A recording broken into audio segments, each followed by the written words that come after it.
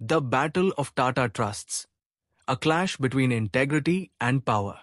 The Tata Trusts, once seen as a symbol of India's honesty and ethics.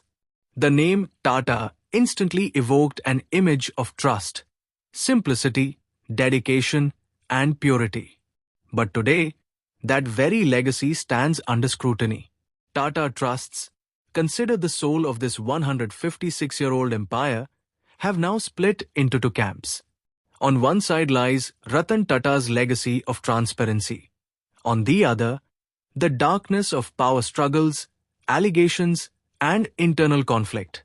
The question arises, is the Tata brand now drifting toward a path where politics and greed are replacing trust and integrity? Today, we'll dive deep into this issue. But before we begin, if you're new to our channel, don't forget to subscribe so you don't miss updates on our latest videos. So, without any delay, let's begin today's discussion. Let me tell you, there are now two opposing factions within Tata Trusts. One group insists that rules must be followed, all decisions should be collective, and every trustee's opinion should be mandatory. The other group argues that times have changed, decisions need to be faster, and those who hold the power should have the final say. This internal tug-of-war has plunged one of India's most prestigious corporate empires into a storm of conflict. According to sources, the rift began over appointments and decision-making processes, specifically who should be on the board and who should make major financial decisions. Tata Trusts hold a 66% stake in Tata Sons, meaning the pulse of the entire empire beats from there. But now, two hands are gripping that pulse. On one side are the trustees who advocate tradition, ethics, and transparency. On the other, Noel Tata's faction, accused of bypassing rules and trying to run the empire on his own terms. Noel Tata, Ratan Tata's cousin, was once brought into the group as a symbol of family balance. Today, he stands at the center of this controversy. Allegations suggest that he ignored trust rules, made arbitrary decisions, kept trustees in the dark, and even approved billions for loss-making companies. Imagine this. A company already suffering a 3,000 crore loss was approved for another 1,000 crore without detailed discussion or trustee approval. Tata International Limited, once the global face of Indian business, is now under question. Reports claim that under Noel Tata's leadership, the company was pushed into losses of 3,000 crore. Shockingly, despite these mounting losses, he sought another 1,000 crore from Tata Sons and got it approved. Yet, Article 121 of the trust clearly states that any such major decision requires collective consent from the trustees. But in this case, the trustees didn't even get a hint. The very institution once praised for its transparency has now become a hub of concealed decisions. Think about it. When a regular company faces a scam of just a few crores, agencies like the CBI, ED, and Income Tax Department immediately jump into action. But when a group like Tata loses thousands of crores, why is there complete silence all around? Is this silence an attempt to cover up a bigger truth? Or is it the shield of power and prestige, one that no one dares to question? Noel Tata is also accused of keeping other trustees in the dark, deliberately excluding them from key decisions involving billions of rupees.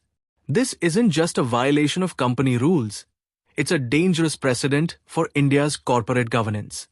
After all, if even an institution like Tata loses its sense of accountability, what hope remains for the rest of corporate India?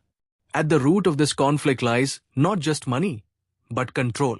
Reports suggest that Noel Tata and his supporters now want absolute control over the entire group. Not just Tata Sons, but also the trusts, the board, and every decision-making lever. And they're not alone in this strategy. Experienced yet controversial figures like 𝐼𝐥𝐥𝐵 and Venu Srinivasan are said to be backing him. Allegations claim both extended their tenures by bypassing rules without informing other trustees. 𝐼𝐥𝐥𝐵 now 77 years old, continues to serve as a director, even though his term should have ended under standard norms. Trustees allege that his tenure was extended by withholding information, which is a direct violation of company law. On the other hand, Venu Srinivasan, who has already retired from TVS and the Sri Satya Sai Baba Trust, still holds the position of Vice Chairman at Tata Sons. The question is, when the Tata Sons constitution doesn't even have such a post, under what authority does he hold it? Was this position created through an internal circular, one that served their own interests? If all this is true, it's not just an institutional failure, it's a moral collapse.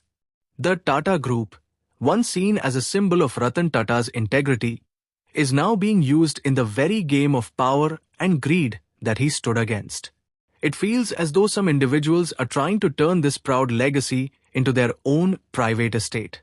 Independent director Harish Manwani has openly raised questions about these developments. He pointed out that including Tata International in the bicycle and footwear business makes no strategic or logical sense. According to him, this move doesn't align with the group's core expertise. Instead, it seems to be part of a commission game. The bigger the loss shown on paper, the larger the back-end commission. A system where losses are displayed publicly, but the profits quietly find their way into someone else's pocket. Now the question arises, is this just Noel Tata's story? Or has a powerful inner circle been formed within Tata Trusts, one that controls decisions from behind the curtain? The minutes of Tata Sons meetings clearly state that the 𝐼𝐥𝐥𝐵 granted was not a loan, since there was no underlying asset backing it.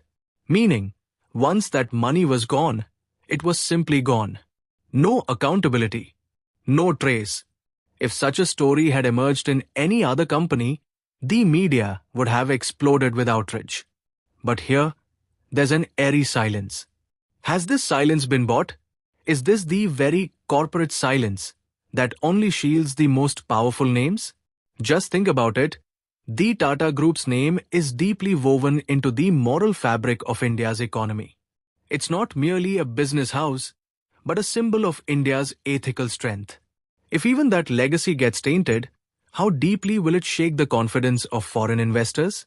Those who once came to India trusting the Made in India promise may now begin to ask, has Tata become just like any other business group?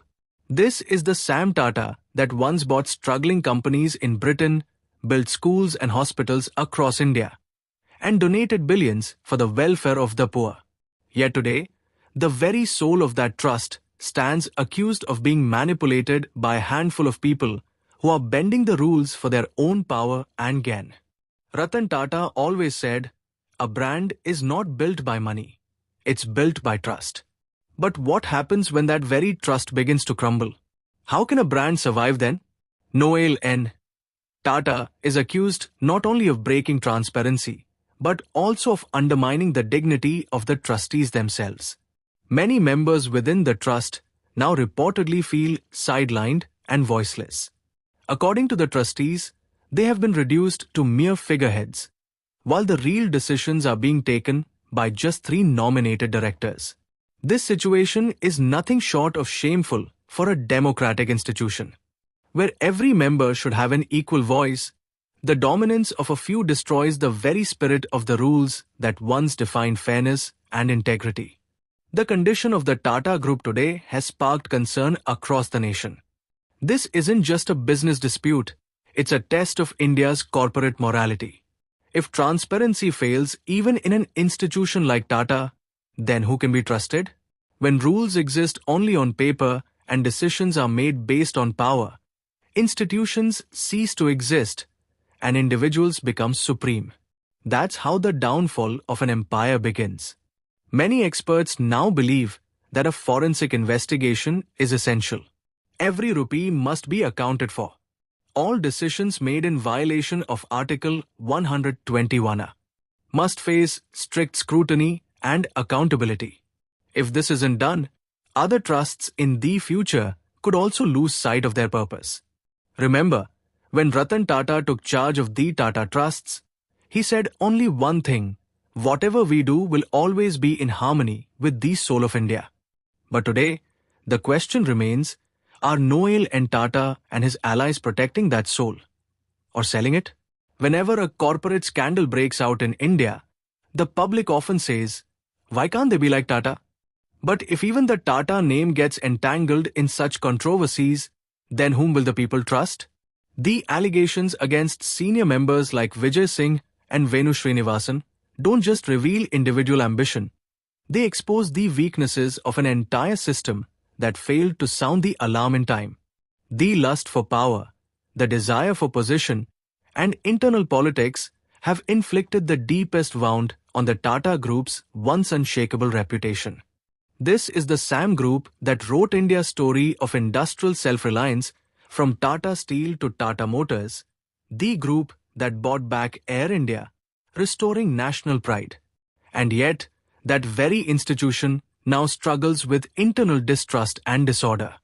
If this isn't irony, then what is? The people of India, investors, and the media all have the right to know what's truly happening inside this empire. By what authority are Noel and Tata and his associates making these decisions? Why was a 1,000 crore approval passed without the consent of the trust? And if all this violates the rules, then why is there still no accountability? If our video has taught you something new, do not forget to like and share this video so that this information can reach others as well. Your likes and shares are a source of inspiration for us. If you have any questions or suggestions, please let us know in the comments. It will be our honor to answer your questions and listen to suggestions. And yes, if you like our content, subscribe to the channel and press the bell icon so that you stay connected with every new story. Thank you. GRT Business YouTube channel sources, news from various news agencies, opinion polls and other public sources. We try to ensure that every report and summary is accurate and verified, but we are not responsible for any dispute or error. Our aim is only to provide you with accurate information.